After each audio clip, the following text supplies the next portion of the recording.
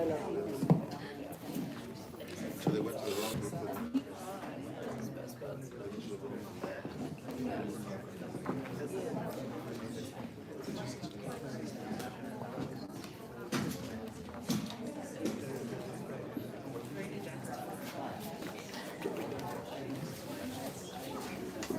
Good evening, Brooklyn Heights. How are we doing?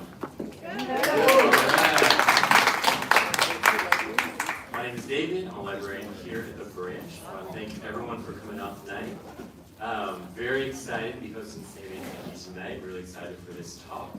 I'm not going to waste too much of your time. I just want to put in your head, we've got a newsletter you can sign up for back here on the table. It's got all the Brooklyn Heights events. We also have calendars as you're on your way out the door. Lots of different events, lots of author events here. We've got fitness, we've got book clubs, we've got writing groups, we've got all sorts of stuff. So definitely take a look at that, get signed up for our newsletter. And we're so happy to have you here tonight. I'm going to turn it over to Magic, and she's going to introduce. Thank you guys.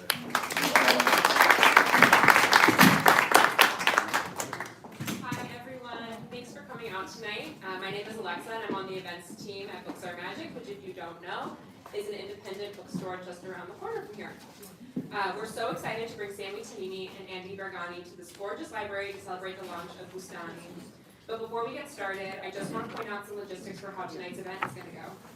First, I want to thank the Brooklyn Pub Library for hosting tonight's event. And if you need to use the restroom at any point, it's located just down the hall to the left of where you came in. We'll be doing a hand-raised audience Q&A at the end of the discussion, so start thinking of some good questions now, and I'll be walking around with the mic so you can ask Sami and Andy your questions. After the talk tonight, Sami will be signing and personalizing the books on the stage, so we'll let you know where to line up at the end of the event. And then if you're joining us virtually on the YouTube live stream, we'd love to encourage you to buy a copy of Boustany online using the link in the live stream description. All right, Boustany is an homage to Palestinian food and culture. Boustany translates from Arabic as my garden, which reflects Tamimi's signature style and approach to food. Colorful and simple, vegetable and grain-led dishes, bold, inspiring, and ever-evolving. Boustany picks up where Palestine left off, with flavor-packed vegetable-based dishes, including pantry items, midweek easy meals, and special to-be-shared dishes.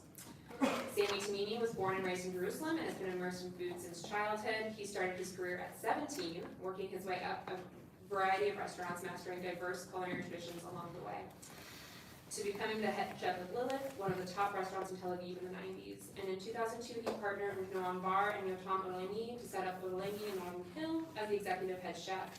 Sami and Yotam have written 2 critically acclaimed cookbooks, Olengi, the cookbook, and Jerusalem, a cookbook. Sami's 3rd cookbook, Palestine, which we have here tonight, is co-authored with Tara Wigley and is a winner of the Fortnum and Mason Cookery Book of the Year, a James Beard Award nominee, an IACP Award winner, and longlisted for the Art of Eating prize. Nowadays, Sami divides his time between London and Umbria. And as I mentioned before, Andy Baraghani joins Sami in conversation tonight. Andy Baraghani is a New York Times bestselling and James Beard Award-winning chef and author, born in the Bay Area and now deeply woven into the fabric of New York. Andy has become one of the most sought-after names in the food world.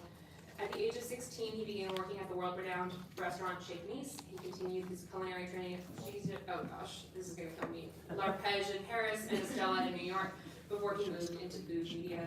His recipes and writing center on the intersection of food and identity, and he is currently a contributor to the New York Times and working on his next book. Okay, without any further delay, join me in welcoming Sami and Andy.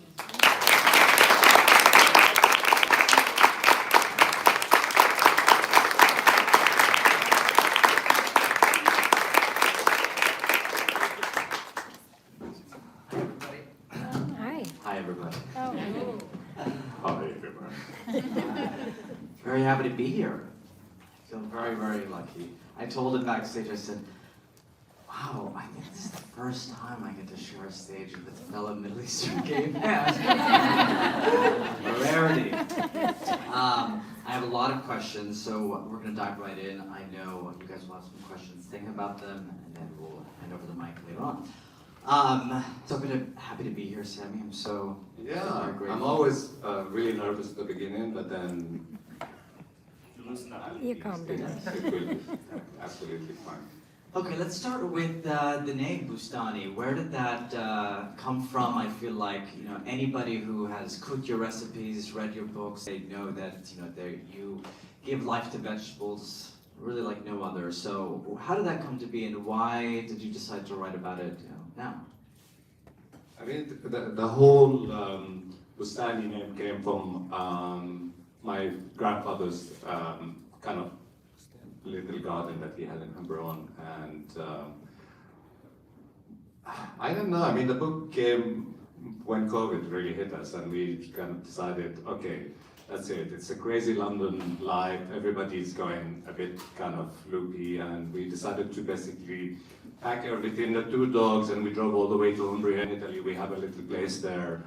And when you're in a situation like this, yeah, I know. When you're in a situation like this, you feel like you're in a bubble, and you miss, you're homesick. You miss the comfort of home, the family, the food, and just being kind of able to connect with that.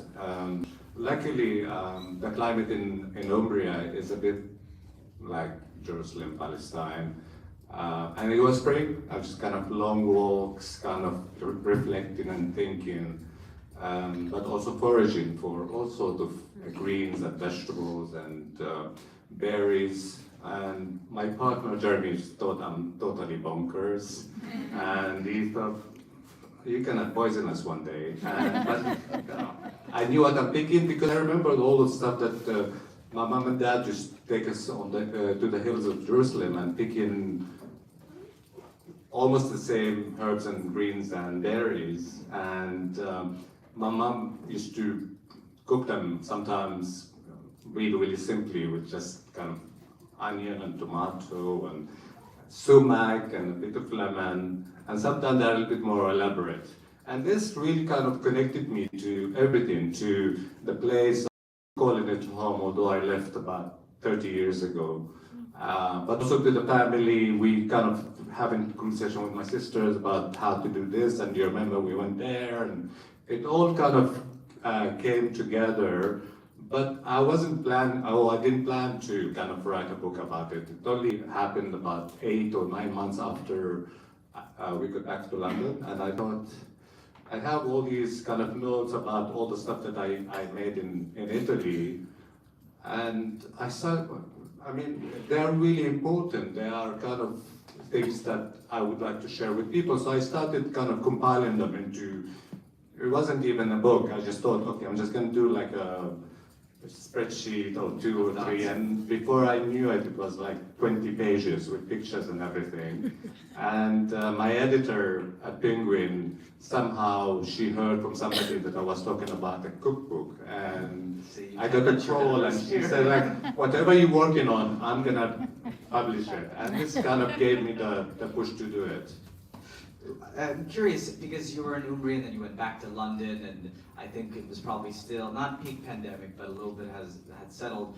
How does it help? I mean, I'm first generation American, my parents are from Iran, I've never been to Iran, so as much as I have this kind of, I feel emotional connection to it, I've never been able to be there physically. You, however, have to Palestine. I'm wondering how has like kind of the space when you were in Umbria and even London kind of helped connect you back to your homeland? Food was always the link for me. I mean, this is what really kind of connected me to everything. I borrowed so much from the culture and the food and the fact that I grew up there, and I am naturally a storyteller. And you see this thread also through Jerusalem and Palestine, and now with Boustany, where a little bit of kind of tweaking with the really kind of personal stories or stories of other people. And the food was always the element that kind of really connected me, because when you leave and you stay away, and I still call it home, Jerusalem is my home, because of all my siblings, they all kind of live there, but also because you hold on something that kind of really kind of keep you connected to that. I would never go back to live there, because it's absolutely horrendous to be a Palestinian in my home, or my city, or my country as well, because you're always treated as a second-class citizen. But saying that, I also made a wonderful career out of cooking, and the food was always the center of that. And Palestinian cooking in particular, I've been writing about it now for the last 10, 12 years. There's something that I've noticed you do actually, which is working in food media myself, I have worked under people where, I can't necessarily say a specific cuisine. I'm not saying Iranian cuisine, I'm not saying Palestinian cuisine. It's kind of under this umbrella of Middle Eastern or Levantine. And I've seen you say with pride, like Palestine and Palestinian food. I guess where I'm going with this is, how is that a way to kind of not only claim the food, but just kind of claim the respect that the region, the people, and the cuisine deserves? Like, how did you go about it? Because I know you've worked with many collaborators, but... Yeah, each region have their own kind of dishes and cuisine and flavors and spicing and vegetables, and they should be proud of it. And I am, as a Palestinian, proud of my heritage. It has a history, it had names, it had why they make it, and why is it called this way, and you can trace it back to thousands of years. But with everything that's happening in my country, things get kind of slipped and taken out of context. But at the same time, I feel like I'm a privileged person because I have the ability to write about it and to put it in a beautiful cookbook like Palestine or Boustany, and people will read about it. But also at the same time, I see food is a kind of basic thing. We all connect with it. We all want to cook and feed and share and eat. And it's a really good tool to talk about a lot of other things that aren't related to food. With Palestine being in such a trouble for so many years, I can talk about it. And people are willing to listen, and people are willing to read and wanted to read more. And this is where I'm heading, really. There's a big category, I think about this a lot, of mouna. It's a category within Palestinian food, and to me, it kind of definition doesn't do it justice, but it's like kind of these pantry staples, these preserves. For those who aren't familiar with mouna, I would love for you to kind of describe just like the range of kind of preserves that are under that. Yeah, I think this is a genius thing that been developed over the centuries, and seasons sometimes are really short. Especially in the summer, it's so hot, and everything gets ripened really quickly. Like you get tomatoes and you get pigs, and they are like three weeks in the market, and people, you see them in people's garden, put in the lands, in the market, people selling them everywhere, and there's a lot of people that buy in these things because they know that it's gonna finish very soon, so they won't buy 1 or 2, 1 kilo, they will buy 20, 30 kilos and do the best out of it, because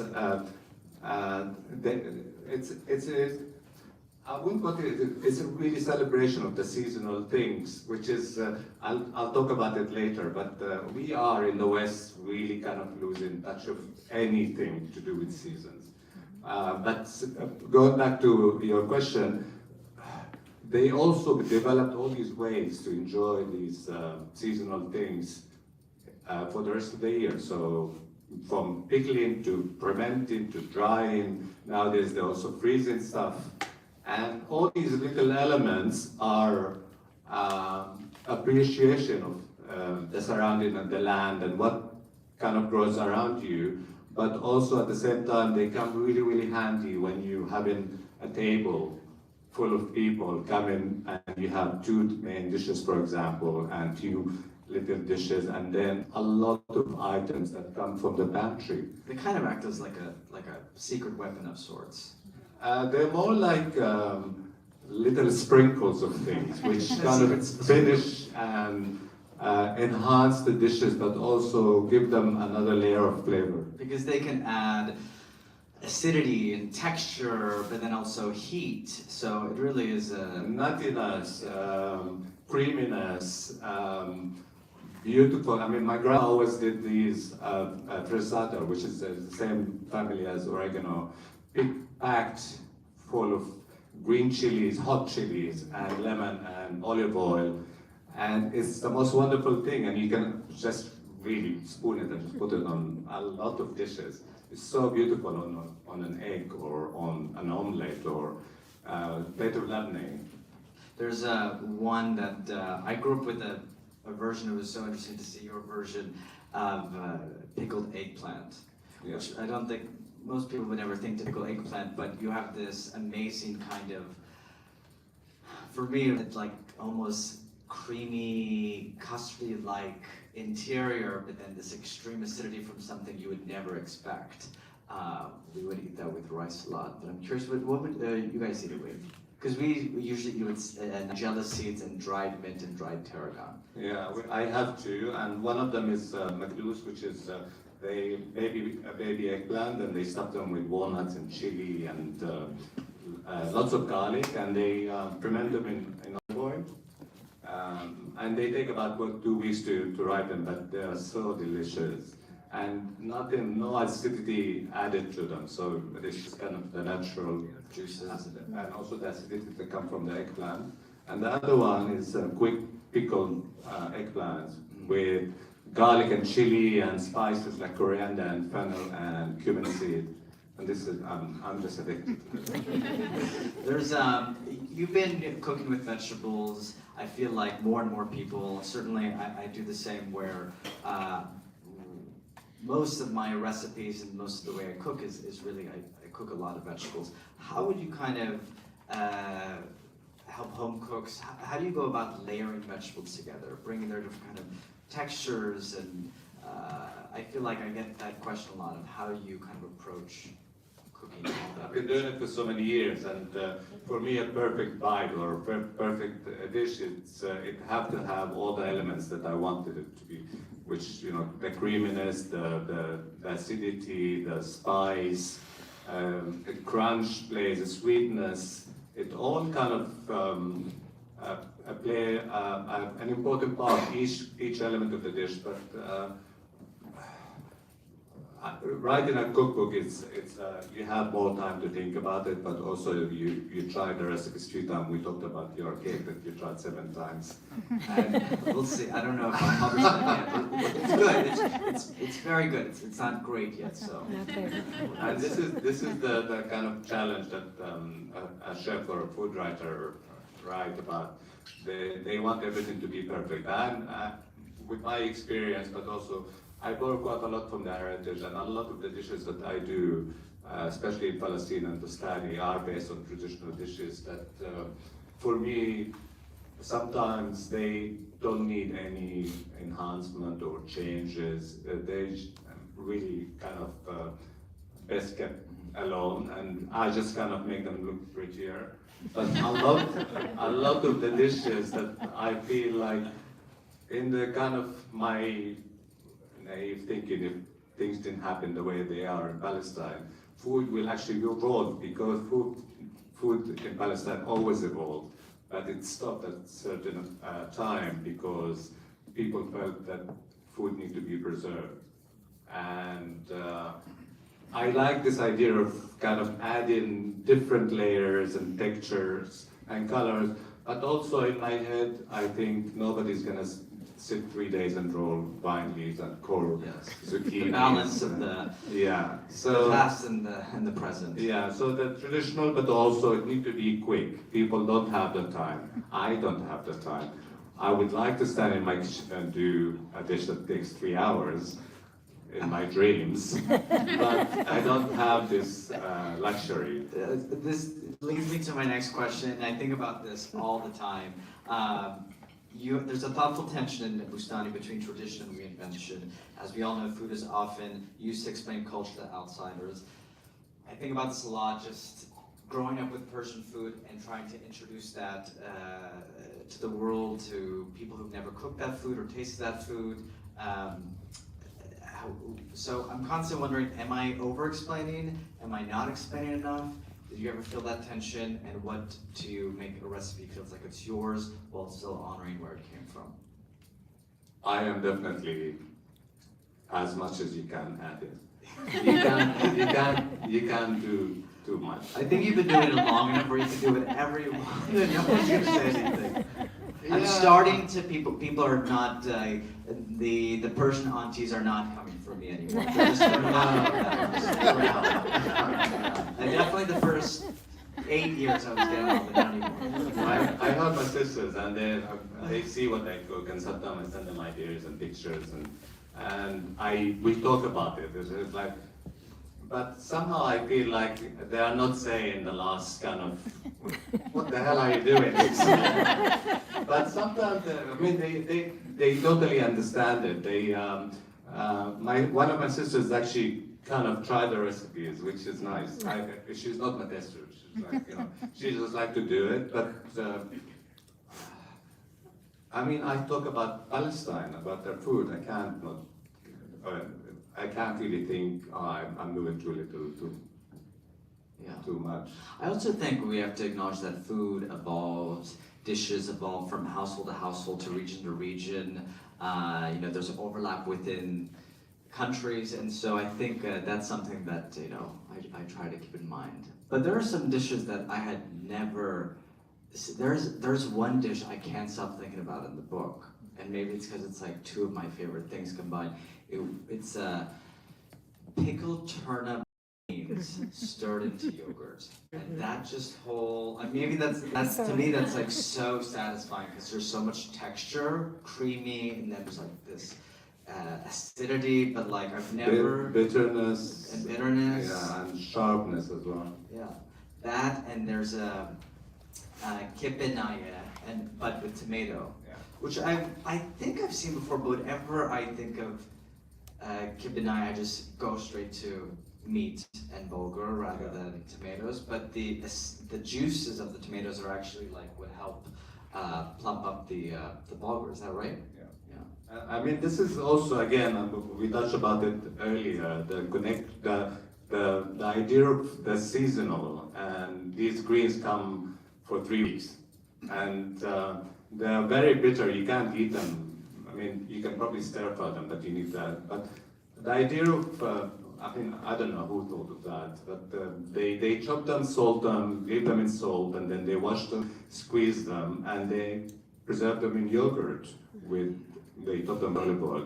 And the longer you keep them, the mellower they get. But every time you open this jar and have a few spoons with olive oil and bread, the flavor is different.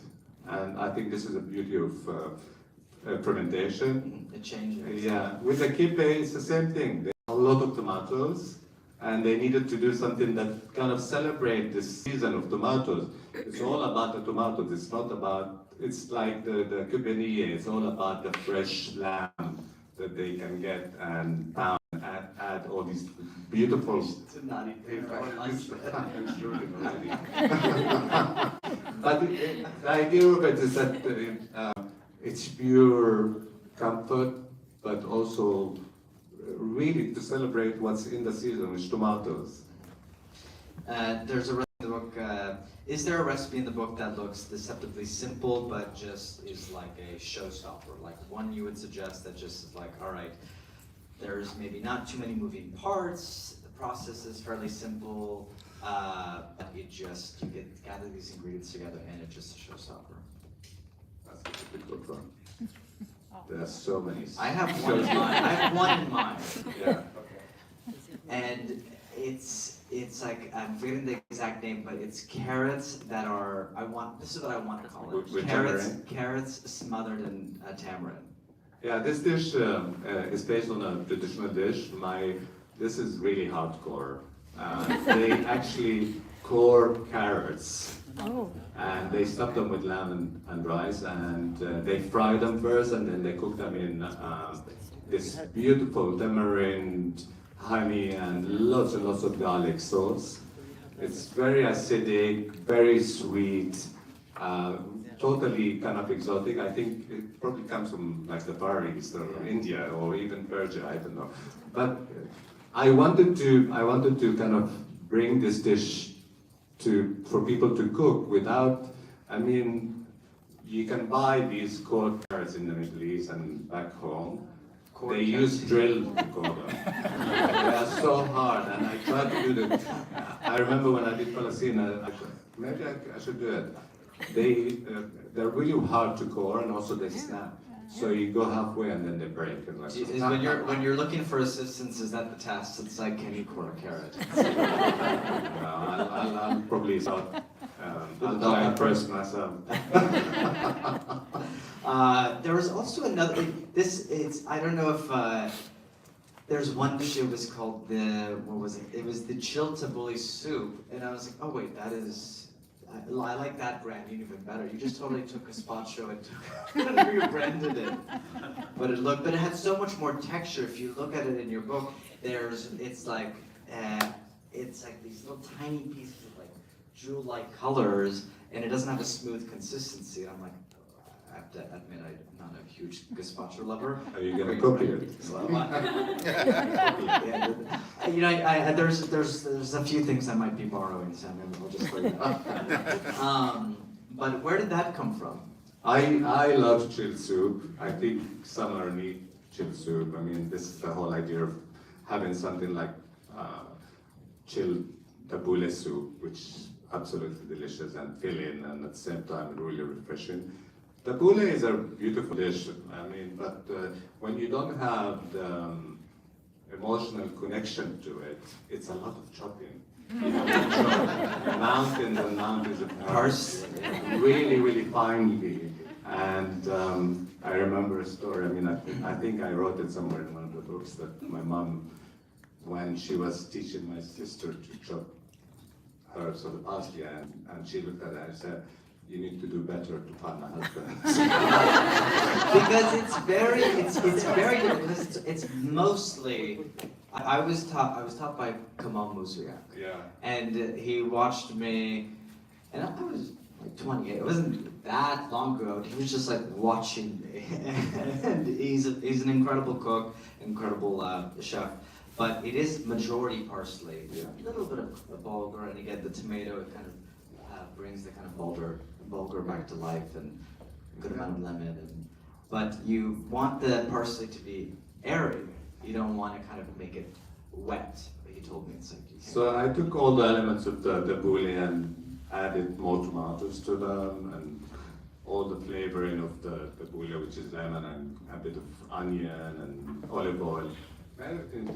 But then when I did it, I was not happy with it because it was a bit smooth. So I added a little bit more to make it a little bit more texture. And also I took some of the bulgur and pan fried it, dry fried it, and sprinkled it on top, and to make it gives crunchy. Yeah, really nice kind of nutty, crunchy texture.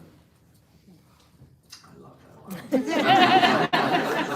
It's been so hot. I mean, you didn't come from Umbria. Otherwise, we wouldn't be complaining. London, I don't think is as hot as here right now. London is hotter than here. Really? Yes. It's a myth. Thanks to Global warming. It's true. Holding off on food for a second, we'll always be talking about food, but you don't shy away from the political reality of Palestinian life. Permits, checkpoints, separation, you mentioned this very early on in the intro. And yet the book is full of color and joy. How do you hold those things together? I mean, it's a really difficult question, and I think I said quite a lot in Palestine, and I wanted to do something slightly kind of lighter weight. Toward the end of, the book, Boustany was already almost finished when October 7 happened, and I had to stop for a while writing, and just feel numb, and you don't know what to do, and just kind of took the stage on social media. I started writing, spend all my time just writing on social media, because I felt like it's really, really important to talk about not just what happened, but also what's been happening for the last 80 years. But at the same time, going back to the book, I wanted to show another side of Palestine and Palestinian, which, as a Palestinian, I know and lived it, which are the joy of cooking, the connection to the land, the connection to the surrounding, to the farming, the joy of hosting people and feeding people. And my mother always kind of basically pushed food onto your plate just to make sure that you are well fed, but also at the same time feeling comfortable and looked after. And there's quite a lot of aspects of Palestinian which I find quite, they were always ahead of their time and entrepreneurs, and they were always, and they just don't want to sit and cry about what happened with all the harshness what's happening. They are thriving. They want to do better. They want to do better for themselves, for the family, and for the community. And this is the side that I remember. I have all these beautiful memories of childhood and growing up there. I felt that it's really important for, first of all, young Palestinian that never been to Palestine, because of what's happening, to see that there is another side to Palestine. I have my beautiful memories that I can write, and one day they can go back and read them. But at the same time, also to people that really, you say the word Palestine or Palestinian, like war, mass starvation, mass massacre, and bombing. And yeah, it exists, but at the same time, they are wonderful people that just want to kind of live their life in decent. You've said that food is a way to preserve identity, especially under pressure. How do you see the cuisine, Palestinian cuisine, kind of evolving over time? I think through writing and through recipes is one way, but how do you see it, your peers, how does it kind of continue taking shape? I mean, the challenge is to document it and preserve it and recognize it. Yeah, and our food is been for a long time taken out of context and sold out as somebody else's cuisine, and people like me who write cookbooks and write about food do an important job of documenting these things, because all these dishes has, as I said before, history and tradition and names and lots of hard work, and it's really important to kind of keep that. But also, I think that when we're talking about the Palestinian food evolving, I mean, I've been doing it for many years, kind of trying to push the ball to highlight it and bring it to the limelight. But I hope the next generation will take it even further. I think as... Sorry, I don't mean to kind of sound really heavy. No. Food is heavy, especially the times that we're living in. As food writers, cooks, recipe developers, my thought just went away. Let me try again. No, it's, I wonder if I have that. Oh, it's, I think a lot of people at this day and age, with the life that we live, the world that we live in, they want, most people, they just want a simple, a straightforward recipe. They want to try something new, try a new ingredient, try a new technique. And I think something that's really important for me, and I know this is important for you too, is that it kind of goes beyond that. Because to me, I totally understand, but I think part of our job is to go a little bit deeper, and for home cooks to understand a new ingredient or a new technique or the cultural context of a dish, or the whole thing. They kind of challenge the home cook. So ideally, we're providing that, but also they're open to it. So I guess my question is, if a reader finishes Boustany and wants to go beyond the food to understand more, what would you tell them to do next? First of all, you need to kind of understand where. I said that earlier. I mean, to be cooking these dishes, I mean, it's all about the home comfort first of all, and also take your time and just kind of read the recipe, but also the background or the little story that kind of get attached to it. But also, my hope is for people to cook the recipes and also wanted to know more and to read more about it. And it's not just black and white, there's a lot of gray areas that kind of haven't been discussed. And my job here is to not lecture people, but to introduce them to a beautiful culture, beautiful food, and that I care about, and I want people to know more about. I know, I was just given the signal that we only have time for one more question. Oh dear. But I want to kind of go on another note, and I'm going to do a quick fire challenge. But you have to be quick. You can't think about these questions. Like, you just have to answer it. Like, you have to, even if I don't agree with you, or people will be judging you. Like, that is okay. That is okay. I'm going to name some things, 2 things, and you're just going to pick one. Whichever one you prefer, okay? Are you ready? Okay. Chickpea or rice? Huh? Chickpea or rice? Rice. Okay. So, Za'atar or dukkha? Oh, za'atar. Assuming the spice blend, not the grape, not the pomegranate or tamarind, Pomegranate. sumac or lemons, Oh god. No. Sumac and lemon. red or green shatta, Red. extra garlic or extra chili, Chili. falafel or shawarma, Shawarma. labna or tahini. Tahini. Okay. We like that. I'm aligned. Thank you, everybody. I hope you guys thought of some additional questions. I'm gonna hand the mic. All right, don't be shy. Yeah. Oh, good, no one. This question is for both of you. What is your favorite staple in the did you say mune? Is that how it's pronounced? Your favorite pantry staple? Well, I'm supposed to go first as the Palestinian. So let me think. I would say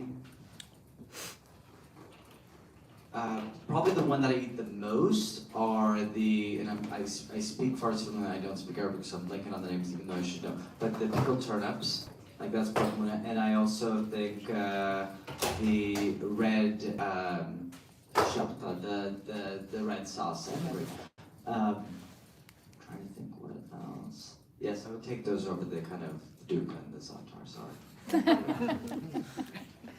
Definitely shatta chili sauce. Red or green, it doesn't matter. I'm totally obsessed with that because you just add it to so many things. But also pickled red onion in sumac. They are really easy to make. You just pack them in a jar, put them in the fridge. They're always ready and they keep for almost 2 weeks. And they are a great addition to a lot of things. I mean, they're wonderful in like a ham sandwich. I mean, one of my favorite things is like tahini. I can't. Tahini is one of the things that I absolutely love, and it's such a versatile thing. And I bake with it, I cook with it. Sometimes I just dip bread with a little bit of molasses. It's just wonderful. I have to one have. more question for him, just to make it quick. But I want, because I think people, I use tahini all the time. I feel like some people don't exactly know how to, unless they follow a recipe, they mess with tahini too much. Or I feel like I get questions like, oh, it's split, or it's too thick, or it's too thin. Do you have any advice on like how you go about buying your tahini, but also working with tahini? I just put a whole kind of little video on social media talking about tahini. It needs to be Lebanese or Palestinian.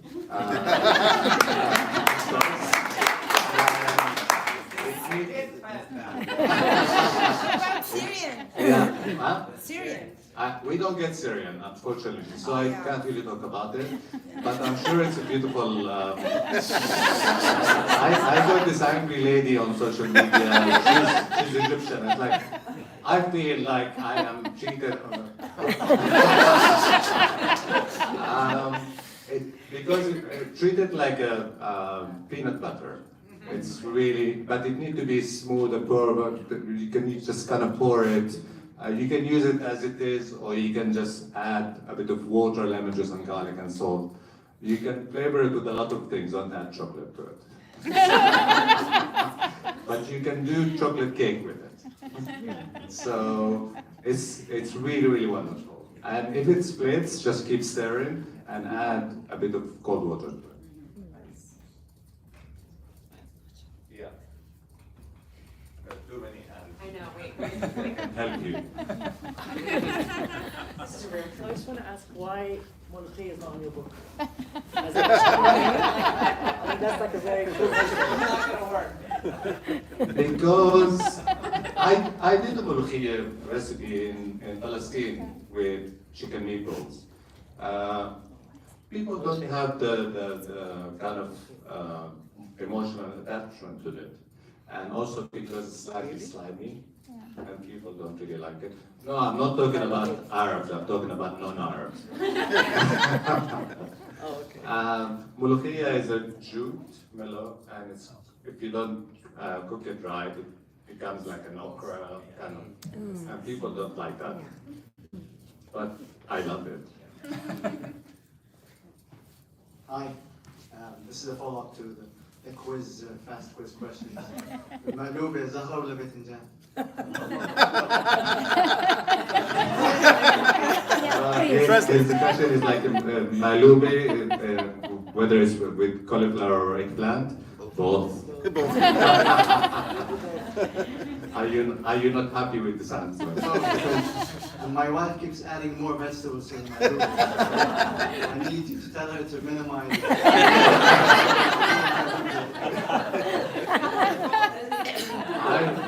Well, my family do lamb with eggplant and chicken with cauliflower. Yeah. But the two is heavy. Yeah. Mine. Don't do that.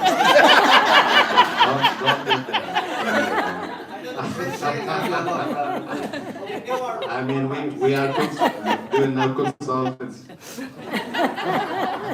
It's his and his wife and the vegetables.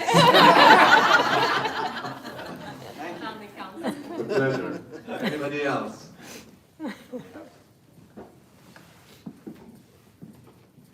Hi, I'm Saeed. I have a question related to the fact that as two queer Middle Eastern chefs, how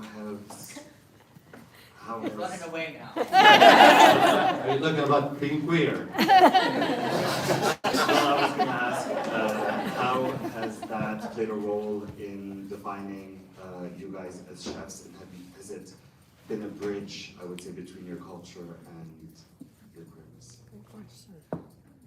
Shall I answer? Yeah, okay. And you're role models for a lot of us, so. We both grew up in different places. I grew up in the Middle East, in Jerusalem. It's a very close community and society that don't talk about stuff like this. So for kind of my entire childhood until, like I was 16, I couldn't talk to anybody about it. It's only when I kind of replanted myself somewhere else, I kind of started to talk about it and also feeling comfortable with the skin that I am in. Professionally, I never kind of, it was never the center of my kind of professional life. It was a sidekick of it, in a way that it didn't matter, whether I like a man or a woman in my bed. I wanted, first of all, the respect of people, and also being the best out of, wherever I worked. And I succeeded, I made it. People know that I'm gay, I'm happy to talk about it. This is kind of how I went with my life. I don't have a problem talking about it as well, but it took many years to kind of conquer that. I'm first generation, as I mentioned earlier. I think I grew up in the Bay Area in Berkeley. Parents both from Iran, and to their credit, to my extended family's credit, they created a very supportive and loving environment.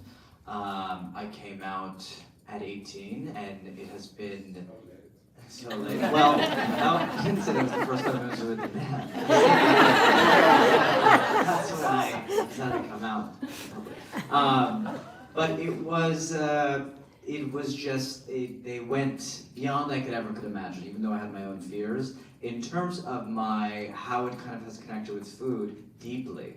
I've written about this. I wrote an essay many years ago in Bon App about how actually I was able to kind of embrace my sexual orientation before my Iranian heritage. Growing up, post 9/11, being a teenager at that era was very hard for me. And even in growing up in the Bay Area, as kind of open-minded and liberal area that is, it wasn't a great time in my life. Now, in restaurant kitchens, California, Paris, New York, where I worked at, it never was necessarily something I brought to those kitchens, but when I went into food media, and by the time I was like in my mid-20s, I very much did. Whether it was writing about it from my own lens, or deciding who I thought, should be covered or featured, or a queer chef owned restaurant or purveyor.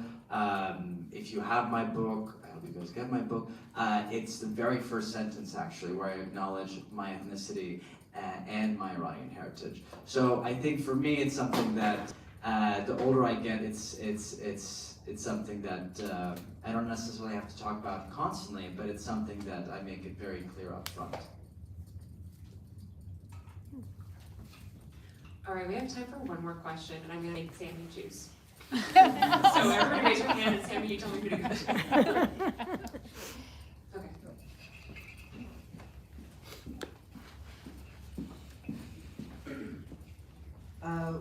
Question for both of you, what currently is giving you hope?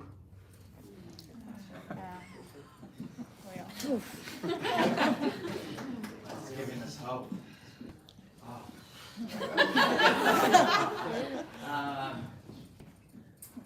Well, I am definitely more of an optimist than a pessimist. I probably say I'm more of a realist, just because I think most of us New Yorkers are probably fault with that. If I'm being very honest, it fluctuates. I think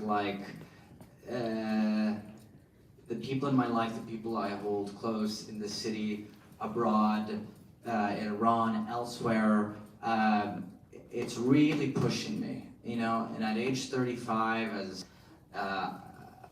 open and excited I have been throughout my life, and scared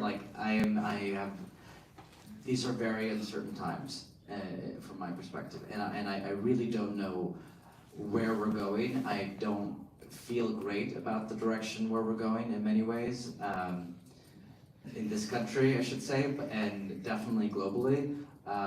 In the city, maybe a little bit, I feel better. But it's hard right now, and I wish I could say otherwise. But I think acknowledging it is important, and I think uniting and speaking up is important in whatever ways we can, and keeping the people that we hold close to close, and letting them know how much they mean to us. I think that goes very far.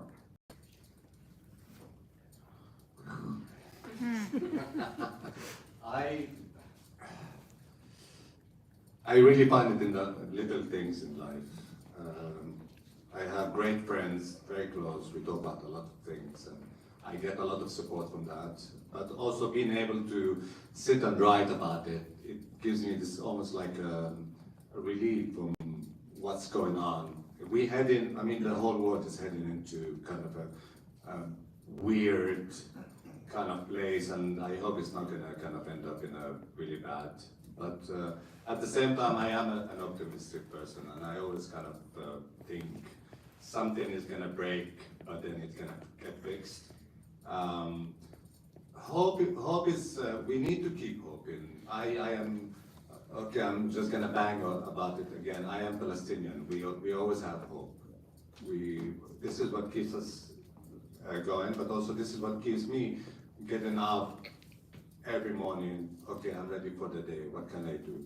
Expressing myself really clearly about how I feel, but also what I can do to make things better, not for me only, but also for the community, for people. I do quite a lot of charities. I talk about it.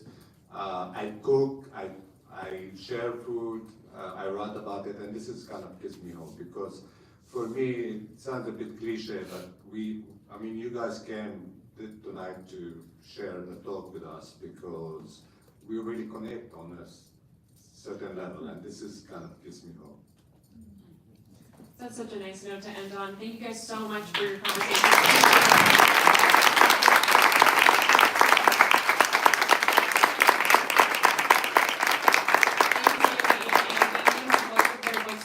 If you didn't have a chance to pick them up on your way in, and if you're still with us on the YouTube live stream, you can buy a copy of Boustany and the Chef You Want to Be in the link in the live stream description. And if you're with us in person and you want to get your book signed, I just ask that you line up against this wall, and we're going to have Sami stay on stage and you can have your books personalized. Thank you so much.